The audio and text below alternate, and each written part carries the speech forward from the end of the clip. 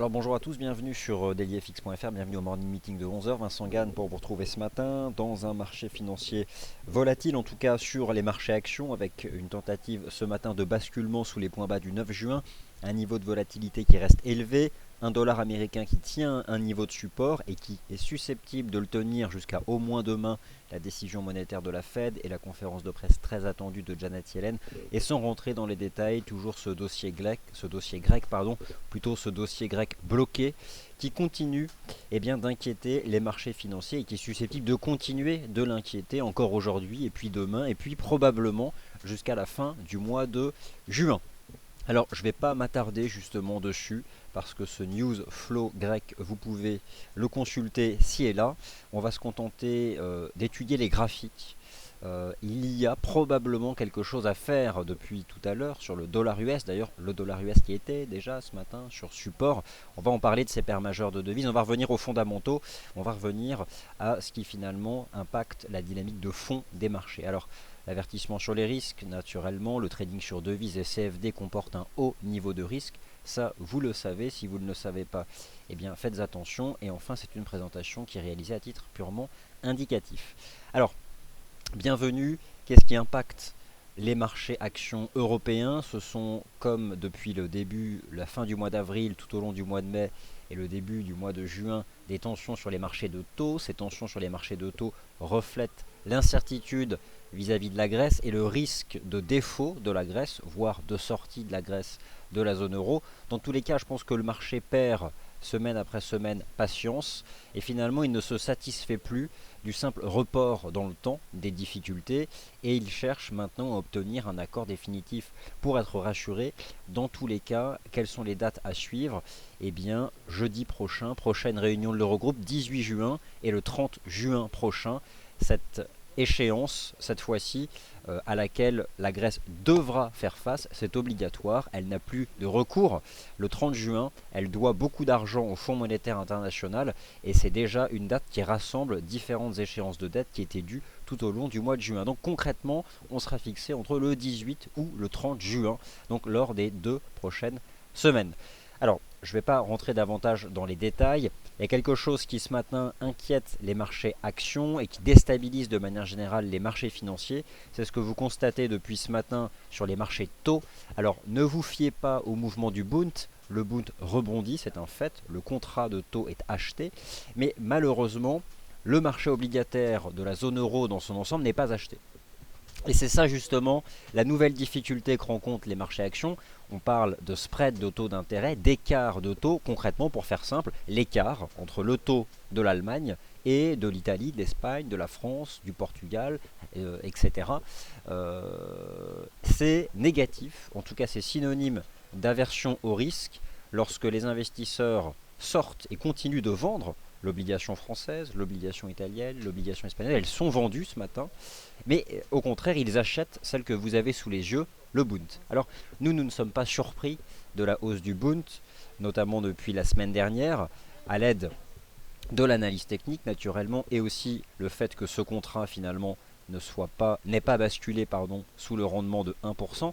Par contre, voici ici une capture d'écran que j'ai réalisée ce matin, qui vous montre que ce qui se passe sur le rendement allemand à 10 ans, à savoir une détente, une réelle détente depuis la semaine dernière, ne se retrouve pas et absolument pas sur son équivalent français et encore moins sur son équivalent italien, espagnol ou portugais. Et cet écartement des spreads de taux, c'est quelque chose qu'on pensait ne plus revoir, notamment avec le programme de quantitative easing de la Banque Centrale Européenne. Alors forcément, là, c'est à nouveau ce fameux risque de crédit. Bref, on revient en 2011. En tout cas, le marché n'aime pas. Alors il va falloir rapidement que cela se tasse. Alors, j'ai commencé par le Bund, c'est un hasard. Je vais passer brièvement dessus.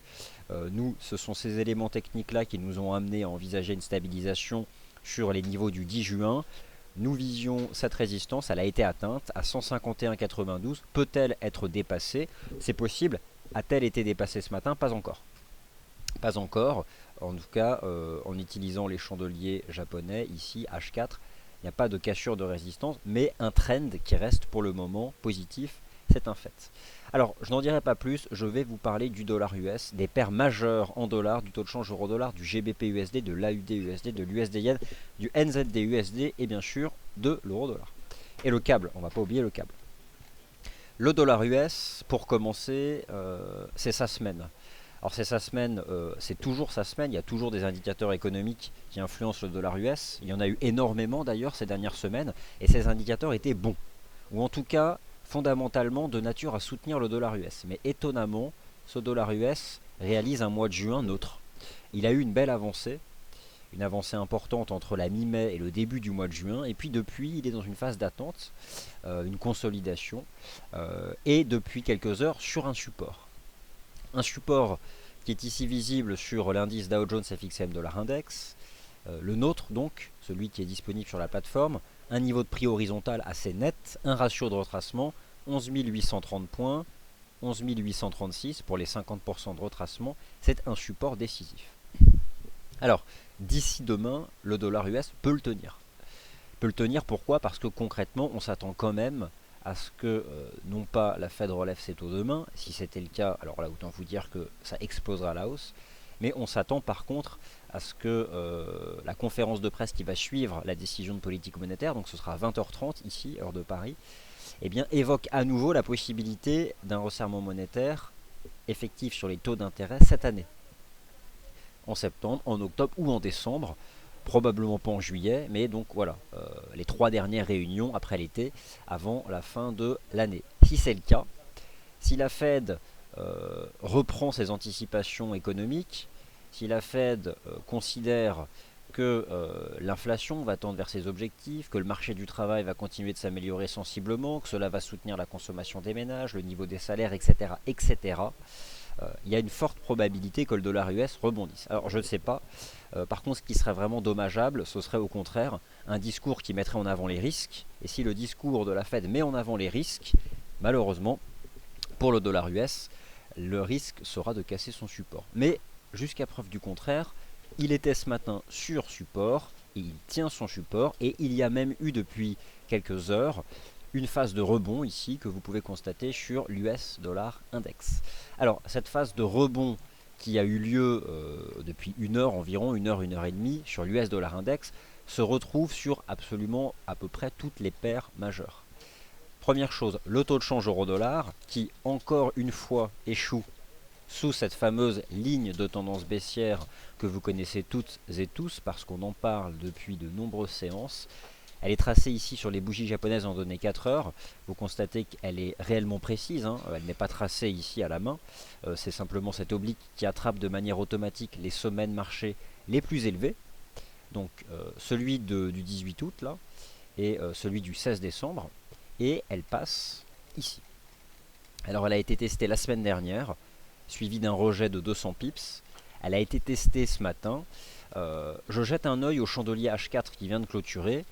Bon, alors ça ressemble un peu à ce chandelier H4 du 10 juin. Alors forcément, bon, c'est plutôt un chandelier baissier. On retrouve ici cette oblique, mais il est vrai que le taux de change euro-dollar est sorti hier en fin de session par le haut de cette espèce de compression qui était un peu triangulaire. Alors, pour finalement résumer la situation, même si le taux de change euro-dollar, c'est évident qu'il reste bien positionné sous cette oblique, et au fond que ce matin, le taux de change euro-dollar est sous résistance, désormais, on peut définir les tout derniers chandeliers H4 comme enfermés entre 1,1250 et les 1,13. La ligne de tendance, elle passe à 1,13 maintenant. Elle est là, elle passe à 1,13 quoi. Donc 1,1250, 1,13 c'est le micro-range, mais lorsque je regarde la tête du dernier chandelier H4, on voit de toute façon, et c'est une réaction qui est liée à l'USD. Dans ce chandelier, c'est une réaction qui est liée à l'USD. Alors forcément, si le taux de change euro-dollar devait tomber à nouveau sous les 1,1250, eh bien voilà, il sera à nouveau sous pression. Alors c'est toujours compliqué sur le taux de change euro-dollar parce que l'euro, lui, depuis le début du mois de juin, on va dire qu'il monte. L'euro monte. L'euro, il a monté essentiellement du fait de la remontée des taux d'intérêt souverains sur les marchés de taux. Alors vous allez me dire non, le Bund se détend, oui, mais c'est le seul à se détendre. C'est-à-dire que ça remonte encore en France, en Allemagne, en Italie, et de manière générale, l'écartement des spreads, c'est un facteur de soutien à l'euro. Donc c'est pourquoi finalement on retrouve depuis quelques heures la réaction du dollar US sur son support avec un nouvel échec du taux de change euro-dollar sous cette ligne de tendance. Mais finalement le taux de change euro-dollar il est sous cette ligne de tendance depuis le début du mois de juin, il n'a pas non plus perdu 500 pips. On est réellement dans une position d'attente. Mais si les tensions sur les marchés de taux devaient se calmer au sein de la zone euro, et si la Fed mettait l'accent sur l'amélioration, vous allez me dire que ça fait beaucoup de si, sur l'amélioration des conditions macroéconomiques et des perspectives aux États-Unis, il y a une probabilité toujours importante que l'euro-dollar retombe. On ne va pas faire des scénarios trop tranchés. L'idée c'est quoi? Tant que le taux de change euro-dollar reste sous sa ligne de tendance baissière, le risque c'est la baisse. Voilà. Le jour où ça change, et vous pouvez parfaitement utiliser des chandeliers H4, il n'y a eu pour le moment aucun cours de clôture en données 4 heures au-dessus de la ligne de tendance. Elle est ici précisément tracée. Le 4 juin, on est venu la chercher. La semaine dernière, on a tenté de réaliser des cassures, mais à chaque fois le marché est retombé. Et c'est exactement ce que vient de faire le taux de change euro-dollar. Il a tenté de s'en affranchir, de manière très marginale d'ailleurs, il l'a dépassé de 20 pips, et il est retombé. Donc ça ne passe pas. Pas pour l'instant. Et ça ne passera peut-être pas.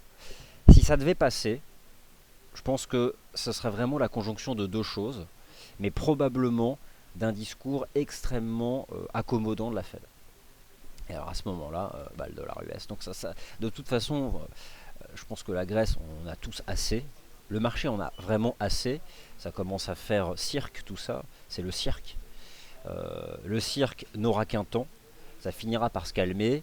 Et de toute façon, il faudra ne pas oublier que à la base, ce sera réellement le dollar US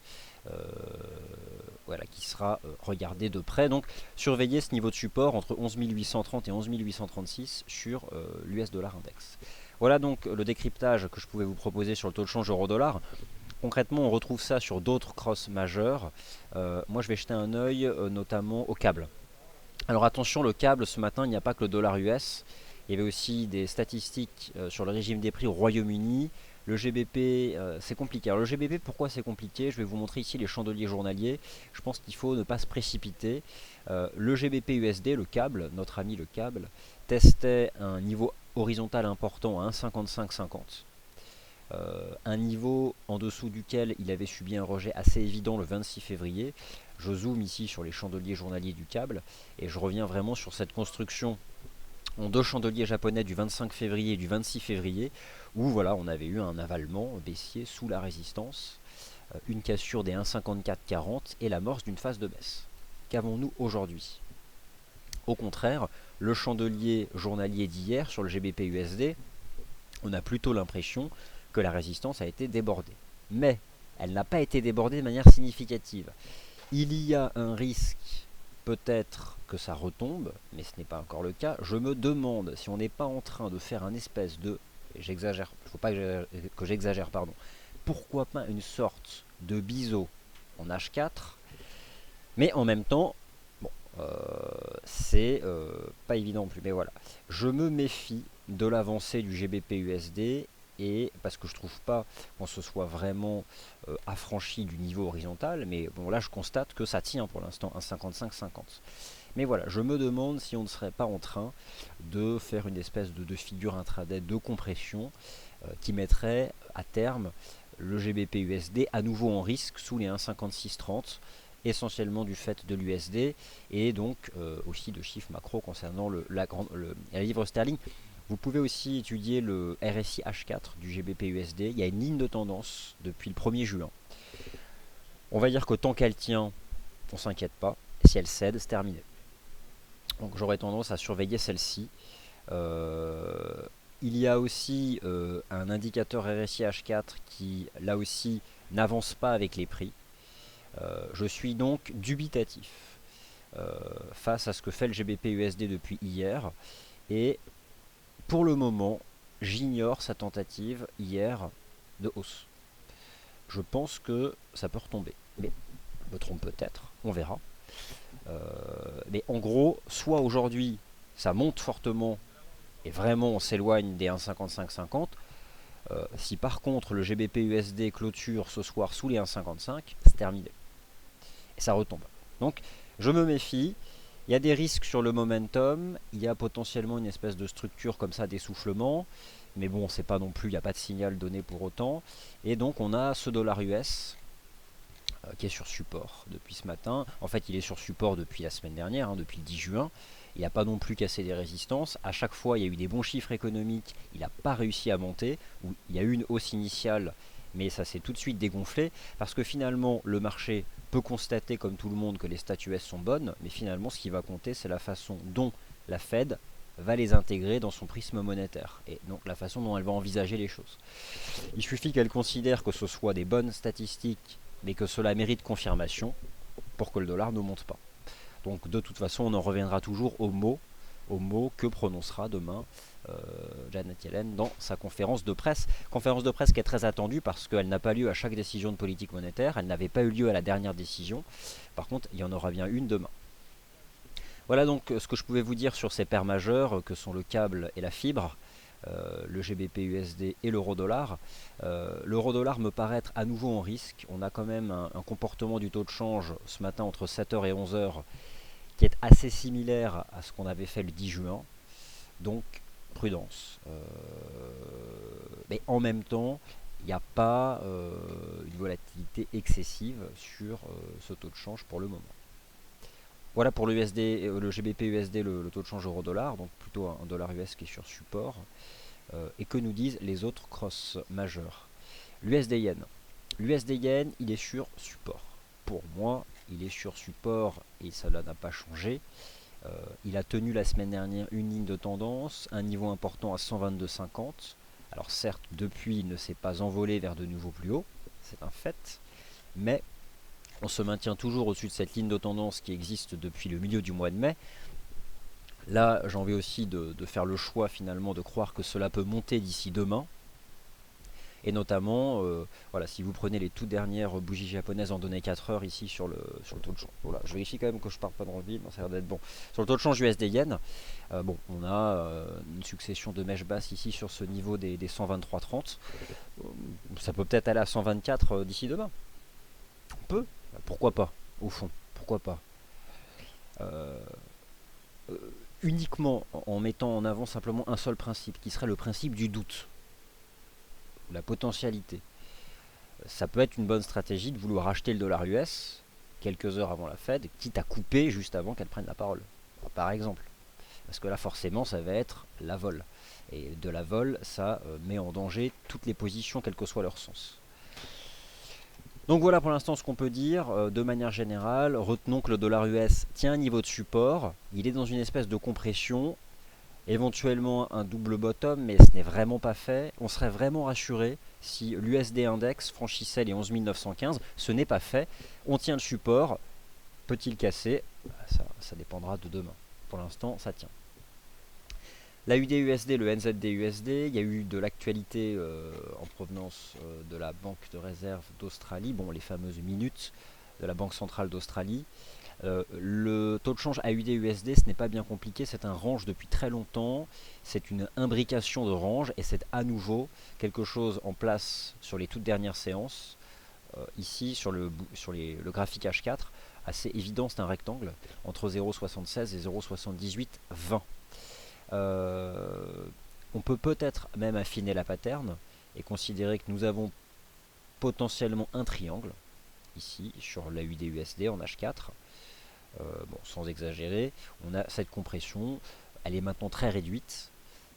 Et je pense que vous pouvez, si vous vous intéressez à ce taux de change, tracer cette figure-là. Alors qu'est-ce que construit la UD-USD? Est-ce qu'on est en train de faire une figure de creux ou est-ce qu'on est simplement dans un range avec le risque de retomber demain dans le range si le dollar US devait être acheté?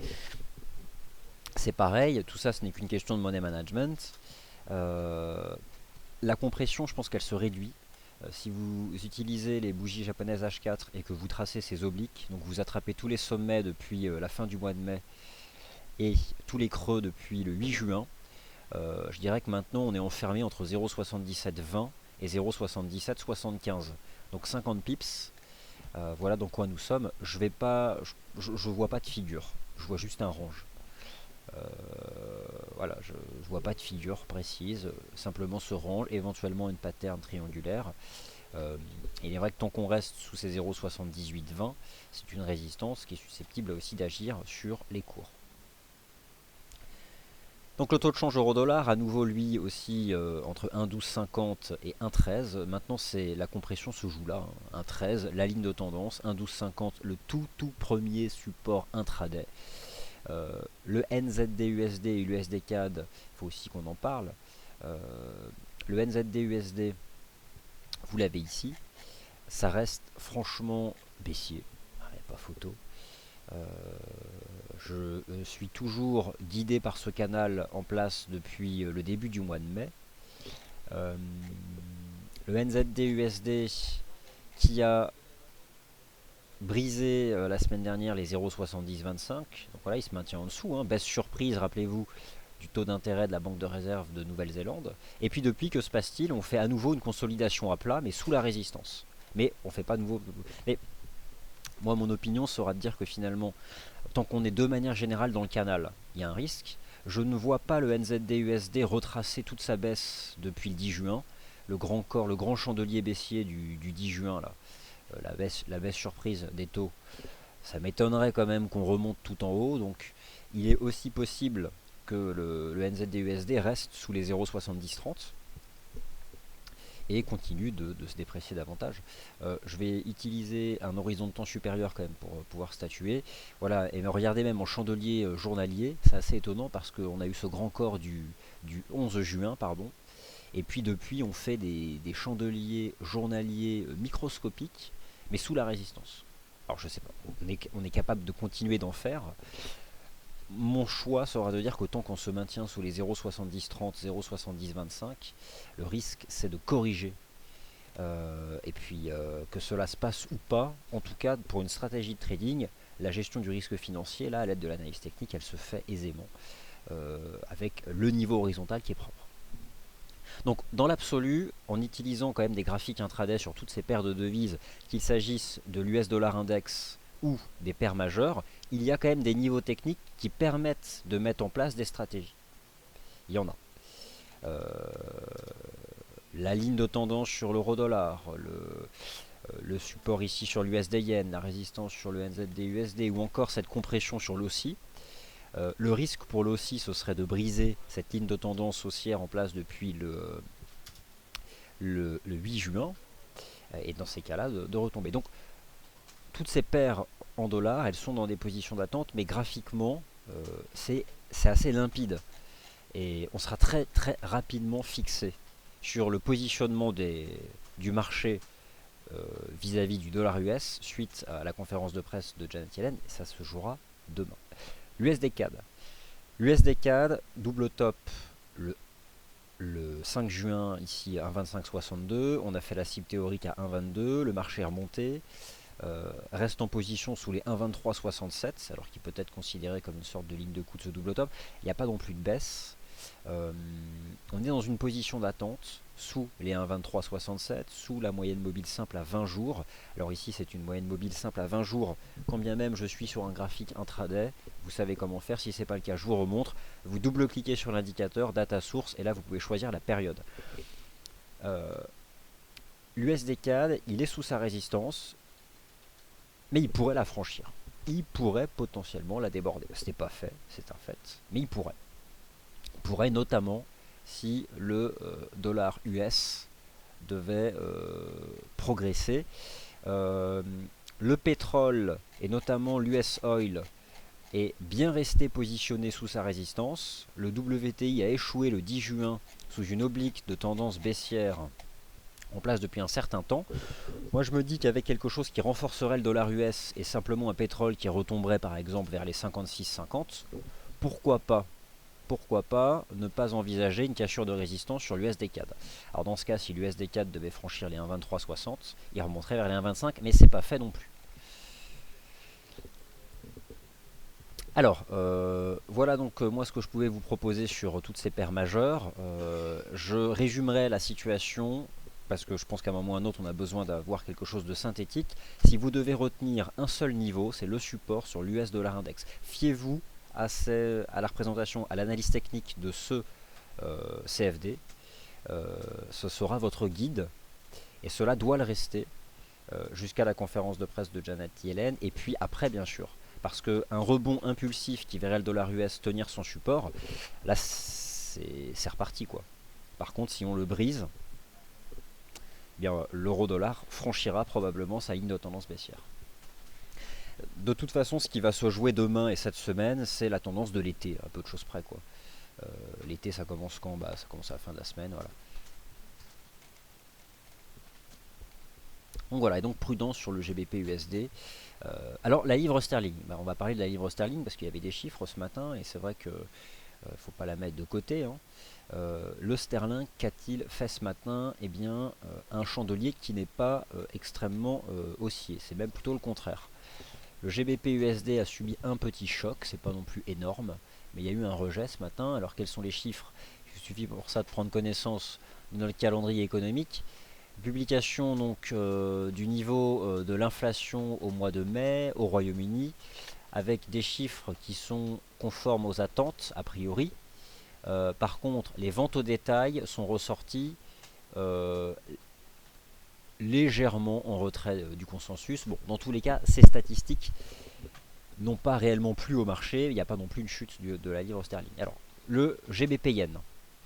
Je vais commencer ici sur les chandeliers journaliers du GBP Yen. Le GBP Yen, il faut admettre qu'il a bien progressé, hein, depuis notamment le débordement des sommets de décembre 2014. Mais ça devient poussif. Alors, bon, vous allez me dire, ok, c'est complètement suracheté en journalier, etc.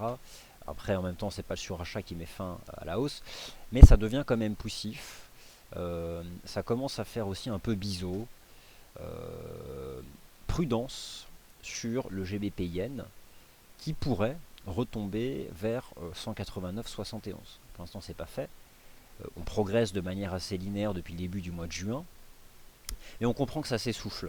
Ça s'essouffle sur le GBP Yen, ça s'essouffle sur le GBP USD, mais ça baisse pas pour autant. Donc, pour l'instant, voilà, si le GBP Yen, disons qu'on serait vraiment, je pense, en risque sur le GBP Yen si on rebasculait sous les 191, 191,21. Mais pour l'instant, ça reste quand même globalement assez inerte. Prenez le GBP AUD et les chandeliers H4 du GBP AUD. On a en H4 quelque chose qui s'apparente à une étoile filante en chandelier japonais. Bon, ça devient aussi poussif sur le GBP AUD, mais on n'a pas pour autant cassé de support. Le risque sur la livre sterling, c'est qu'elle corrige, parce que je trouve que le mouvement haussier, même s'il est là, il s'essouffle. Le chandelier H4 ici du GBP AUD, le tout dernier, je ne le trouve pas. Pour moi, il présente un risque. C'est une shooting star. Mais bon, on n'a pas. Disons que si les toutes prochaines heures confirment le risque, le GBP aurait des difficultés. Lorsqu'on fait un chandelier intraday comme ça qui est négatif, si celui d'après confirme, on est parti pour quelque chose d'un peu plus en tendance. Donc, moi je restatuerai sur la livre sterling cet après-midi dans le Wall Street Insider lorsque j'aurai la chandelle, la bougie japonaise H4. Et je pense que voilà. On a eu une matinée qui n'était pas très positive sur la livre sterling. Mais voilà, on a besoin de confirmation pour savoir si cela sera le point de départ de quelque chose de plus contraignant pour le sterling. Alors, l'euro GBP. C'est une paire de devises qui est depuis de nombreuses semaines dans quelque chose qui graphiquement ne porte pas vraiment de nom. À plus court terme, on a malgré tout fait un espèce de double top sous les 0,7385. On a cassé la ligne de coup ici à 0,7260. On fait un petit range en H4 ici, on peut même passer en H1. Ça ressemble pourquoi pas un triangle. Écoutez, on peut avoir ce type de figure ici sous la résistance. Voilà, je pense qu'on peut tracer cette pattern. Je dirais que sur l'euro GBP, tant qu'on se maintient sous les 0,72 60, voilà, cette résistance horizontale, il y a un risque que ça baisse. Éventuellement, l'hypothèse d'un fanion ici sur l'euro GBP en données horaires. Et ce qui serait vraiment négatif, bon, bah, si on casse les 0,7190, là, 95, bon, bah, ça retombe. Donc celle-là, je la surveille. Il y a une figure intraday qui est potentiellement tradable. Ça donne plus vraiment envie d'acheter l'euro. Enfin, en tout cas pas l'euro dollar et pas l'euro GBP. Alors qu'en est-il des autres? L'euro yen, l'euro AUD et patati et patata. Moi je regarde les bougies japonaises de ce matin sur l'euro, je les trouve baissières. Autant celle de l'euro dollar, elle est vraiment baissière, sous la ligne de tendance. Bon, l'euro yen. On va parler de l'euro yen. Hier on tenait un support, c'est un fait. Les 138. Mais voilà, on a le chandelier. C'est finalement ce que fait l'euro yen depuis le début du mois de juin, c'est une espèce de range.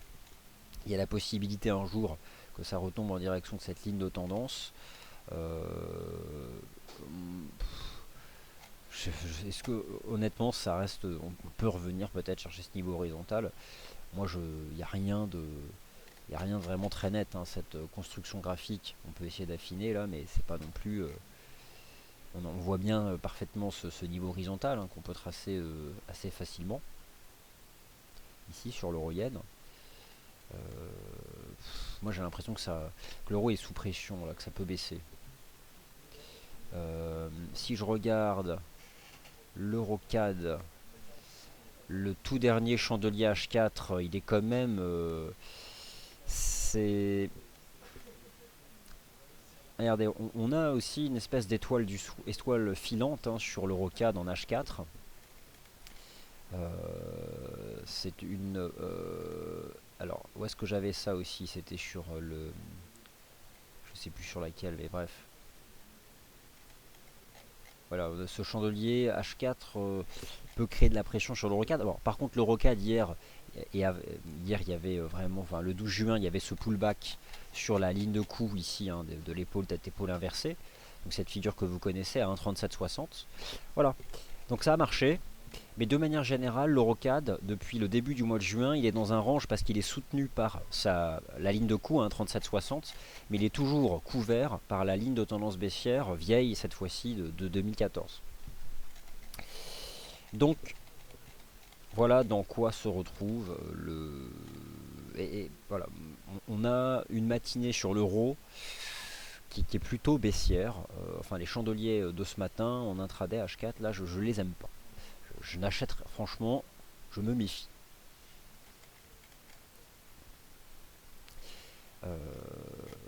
Voilà. Ok, donc voilà pour le tour d'horizon des différentes paires en euros. Après, il y en a d'autres qui sont susceptibles de vous intéresser. N'hésitez pas à me le demander.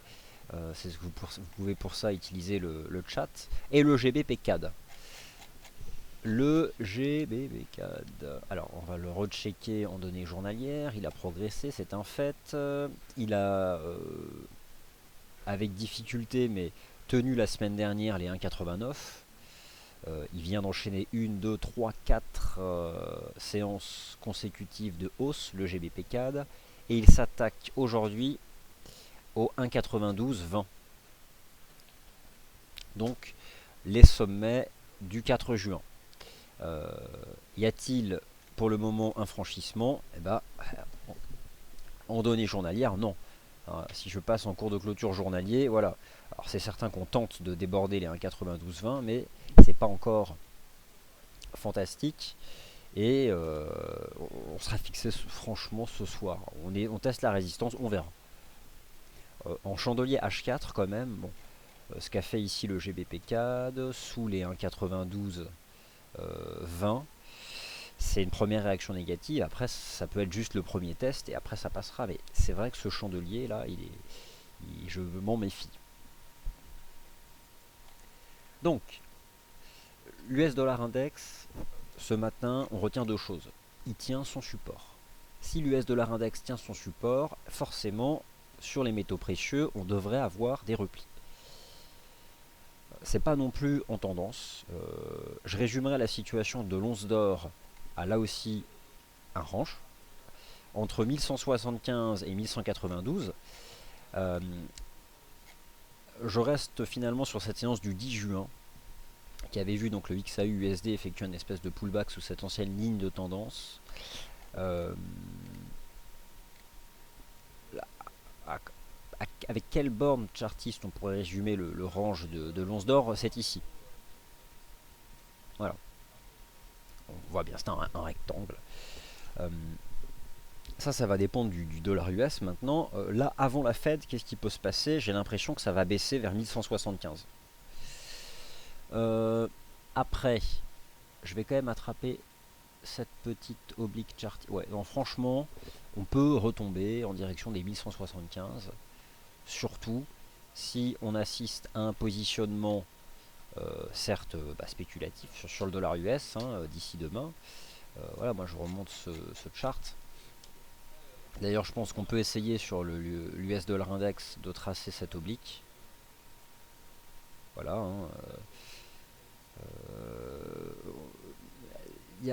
Dans les niveaux horizontaux que je retiendrai, vous avez compris qu'il y a forcément les 11 830.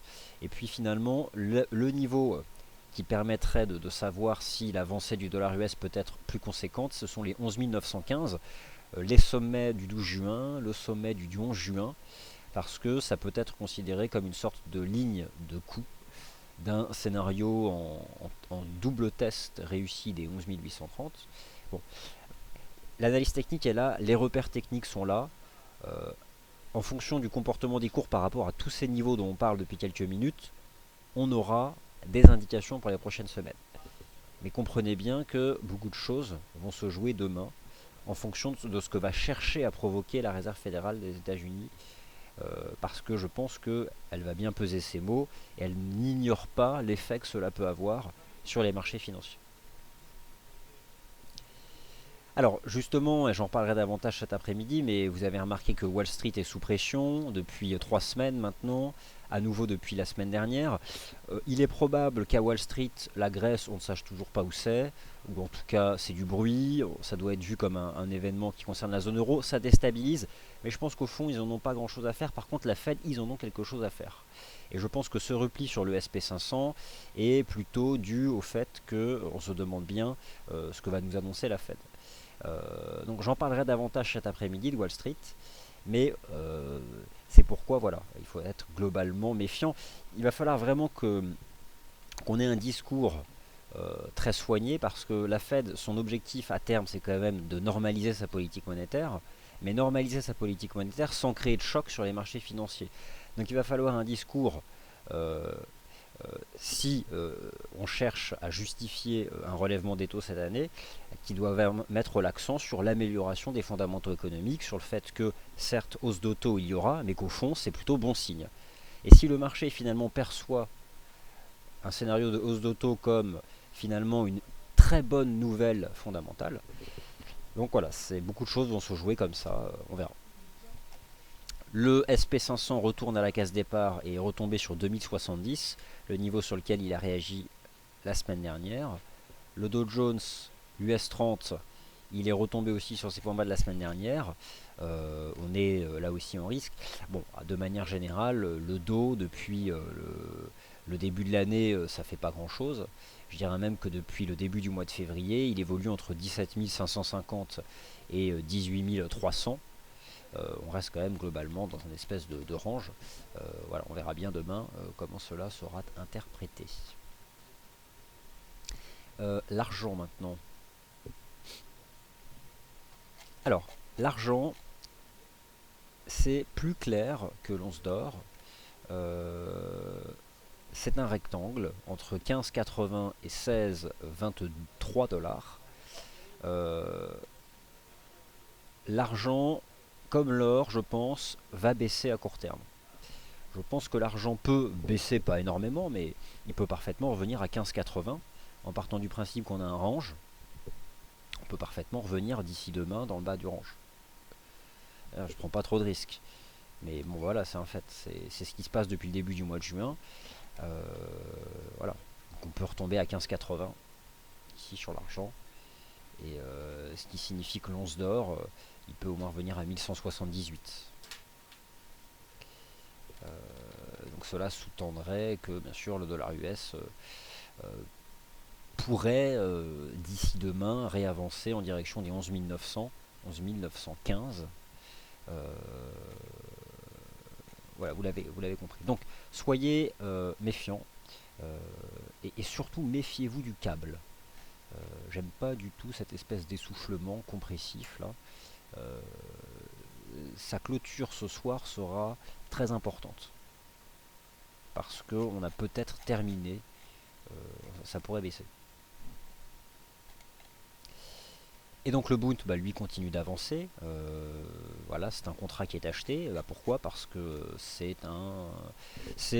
le côté défensif du marché. Voilà, vous vous demandez où vont les capitaux qui quittent le marché obligataire français, italien, espagnol, ou où vont les capitaux qui quittent depuis quelques semaines et encore ce matin les marchés actions.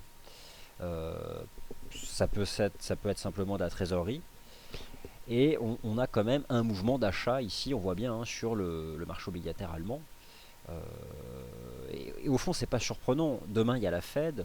Jeudi, il y a un Eurogroupe hyper important. On commence à sécuriser ses billes. Donc, c'est probable que le Bund soit plus haut demain encore. Ok, maintenant je vais répondre à vos questions. Je place ici le taux de change euro-dollar en données H4 et c'est parti. Je vois qu'il y a tout un tas de questions, donc je les regarde. Alors, visiteur, première question sur le câble. N'y a-t-il pas un drapeau avec possibilité de hausse? Moi, j'ai plutôt l'impression que ça s'essouffle et je mettrais plutôt en avant le risque d'un biseau. Donc je suis prudent, mais vous l'avez compris, c'est ce que j'ai tenté de développer tout à l'heure. Alors, question sur le CAC 40. Est-ce que vous pensez que le CAC 40 a les reins suffisamment solides pour encaisser un défaut de paiement de la Grèce et une sortie de la Grèce de la zone euro? Je pense que ce serait un choc de confiance vis-à-vis de la zone euro. Et dans un premier temps, le risque, ce serait de retomber et d'annuler toute la hausse du quantitative. Il y a beaucoup de marchés qui ont déjà complètement annulé les effets du quantitative easing. Les marchés obligataires ont annulé les effets du QE. Le Bund et de nombreux taux obligataires au sein de la zone euro sont nettement au-dessus que le jour où la BCE a lancé son quantitative easing, c'était en mars dernier. On est même revenu à des niveaux de taux de l'année 2014. La BCE elle a annoncé son QE, c'était en janvier dernier. Donc le marché de la dette, il a déjà annulé ça. Le CAC 40, c'est ici, c'était sur cette séance-là que la BCE avait annoncé son QE. On avait débordé les sommets de 2014. Si on revient au contact des 4600 points, là aussi, on aura tout annulé. Alors, je ne vais pas non plus m'emballer sur les marchés actions de la zone euro parce qu'il y a de la vol, il y a du news flow. Pour le moment, c'est certain que on baisse. Alors, déjà, on va jeter un œil à l'Eurostoxx 50. Eurostoxx 50. Je vais aller chercher l'Eurostoxx 50. Attention au taux de change euro-dollar qui pourrait casser son support à 1,1250. Ce qui est envisageable, hein, notamment si l'USD remonte là. Alors je vais prendre l'Eurostoxx 50. Voilà, je vais me remettre ici en chandelier horaire, c'est ce que je vous ai proposé ce matin dans le rendez-vous des scalpers. Concrètement, ce matin, on avait donné un signal négatif en données horaires à la cassure des 3430. On a basculé sous les points bas de la semaine dernière, à 3420, 3410 ici. Alors on verra bien. Pour l'instant, on se maintient en dessous. On n'a pas non plus chuté en ligne droite en direction des précédents sommets de l'année 2014. 3330 points. Mais voilà, en février dernier, l'Eurostoxx 50 avait fait un range entre 3330 et 3410 avant d'en sortir par le haut. Là, on est en train de rentrer à l'intérieur. Mais on n'a pas non plus décroché, donc c'est baissier, c'est clair. Le risque, il est important tant qu'on se maintient maintenant sous les 3410, 3420. Mais alors, par contre, c'est vrai que là, on se stabilise. Il y a peut-être aussi cette oblique qui attrape tous les creux de marché. je vais pas vous dire que les marchés actions de la zone euro sont sur support. On se stabilise, on verra bien. C'est quand même sous pression. Après voilà, si le taux de change euro-dollar se met à fortement reculer, ça peut soutenir. Bon, moi je regarde ce qu'avait fait l'Eurostock 50 la semaine dernière, quand on s'est stabilisé, on avait quand même fait des chandeliers un peu positifs. C'est vrai que là, on a fait on se stabilise sous résistance, il n'y a pas grand chose d'autre à dire. Je vais aller sur le DAX. Alors le DAX par contre, lui, c'est un peu différent. Euh, je vais, voilà, hop, on va alléger tout ça. Voici donc en chandelier H4, je passe en cours de clôture. On a fait une cassure en cours de clôture, hein. On est passé sous les 10 960. Par contre, pour le moment, voilà, le point bas de la semaine dernière c'était 10 864. Franchement, voilà, on a fait des nouveaux plus bas en cours de clôture intraday. Si on se maintient sous ces nouveaux plus bas, le risque c'est de baisser davantage. Par contre, c'est vrai que si on les redépasse, ça changerait la donne. Est-ce qu'on peut tracer un canal de baisse sur le DAX? C'est pas compliqué. On peut tracer un canal de baisse, ici en données horaires. Tant qu'on reste à l'intérieur, le risque est d'aller plus bas. Regardez, voilà, je trace cet élément-là. Voilà. Donc on a cette toute première oblique de tendance. Tant que le DAX se maintient en dessous, il y a un risque de tomber davantage. Comment est-ce qu'on s'était stabilisé la semaine dernière? Alors c'est vrai que lorsque je compare les chandeliers horaires du 9 juin et ceux d'aujourd'hui, ça on a une espèce de ressemblance. Mais de toute façon, pour envisager un rebond, il faudrait casser des résistances. C'est ce qu'avaient fait le 10 juin les marchés actions de la zone euro. Donc tant qu'on n'a pas de signal positif, il y a un risque.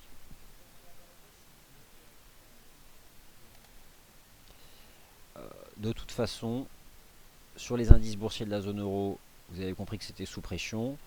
Là où on peut avoir des convictions fortes d'ici demain, c'est sur la capacité du Bund d'avancer davantage, notamment s'il parvient à déborder les 151,90. Il y aura de toute façon d'ici demain des stratégies de couverture dues à l'incertitude. Donc le Bund, lui, j'ai quand même le sentiment que ça pourrait monter davantage, que le dollar aussi pourrait monter davantage.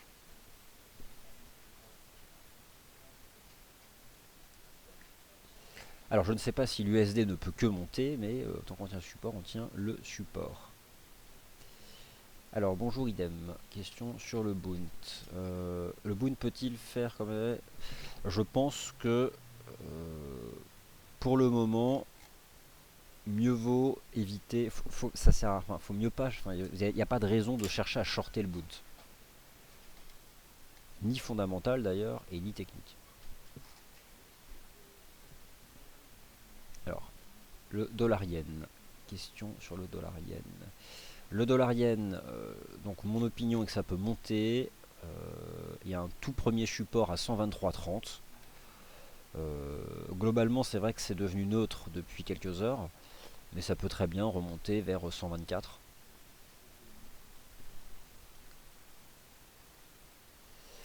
Alors, Led Zeppelin, les statistiques US peuvent-elles influencer les indices? Oui, oui, donc forcément, enfin les statistiques US, elles ont toujours un impact. GBP USD, bisous ascendant, bisous ascendant H4. Il y a un risque en effet Uber sur le câble. Bonjour Led Zeppelin. Alors le DAX, je vous en ai parlé. On a eu un choc ce matin. Maintenant, on fait un rebond technique là. Là, on fait un rebond technique. Ok. On peut très bien revenir chercher cette ligne de tendance. Le DAX, il va peut-être tenter de remonter vers 10 905 ou faire un flat. On a eu 2 heures de baisse, un choc de baisse avec ces deux chandeliers horaires. Maintenant, on va faire peut-être un range, on va se stabiliser. Mais le risque, c'est quand même de... Il y a un risque de toute façon. Ok, visiteurs, donc je poste vos commentaires. Méfiance sur le câble, en effet, je me méfie du câble. Bonjour Vel, que pensez-vous du NZDK dans Weekly? Le NZDK dans Weekly. Alors, je charge mon graphique du NZDK parce que ça fait un bail que je ne l'ai pas regardé. Et c'est sans surprise, j'ai envie de vous dire, je vais pas prendre, j'ai envie de vous dire que ça baisse, hein, c'est baissier. Ça, il n'y a pas photo. En cours de clôture weekly, on a cassé les 0,8730. Alors après, c'est sûr que c'est survendu, etc., etc. Mais est-ce qu'on peut se stabiliser? On peut peut-être revenir tester les 0,8724. Mais c'est quand même... bon, ça fait trop longtemps que j'ai pas... faudrait que je prenne le temps de... J'ai pas assez de recul, il faudrait que je prenne le temps de regarder s'il y a des lignes de tendance, des choses comme ça. Donc je... c'est baissier, c'est clair. On a fait une jambe de baisse. On a cassé les 0,8730. Maintenant on fait un range. Ça ressemble à un fanion ici entre 0,8560 et 0,8650. Voilà, c'est tout ce que je peux vous dire. L'euro GBP. Alors l'euro GBP, le risque il est baissier. Sous les 0,7260, on fait un espèce de petit fanion. C'est un petit range à court terme.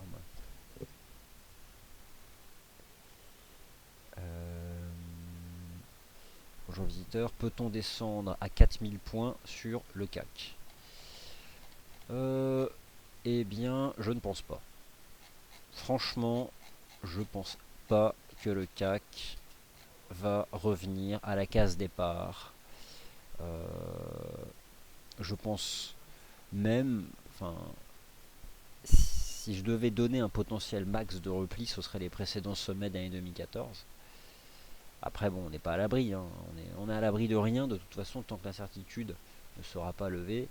Ce qui est par contre certain, c'est que le jour où la Grèce obtiendra son enveloppe de 7 milliards d'euros, là, ça va payer pleine balle les marchés actions de la zone euro. Parce qu'on sera à nouveau tranquille pendant un certain temps.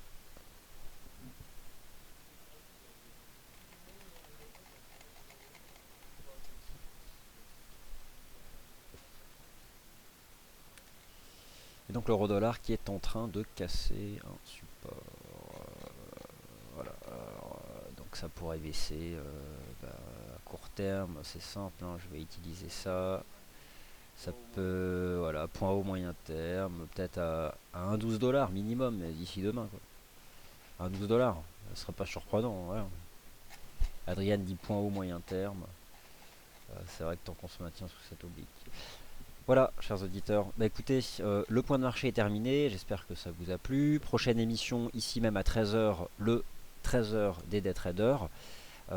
Puis le Wall Street Insider, etc., etc. Merci et à tout à l'heure.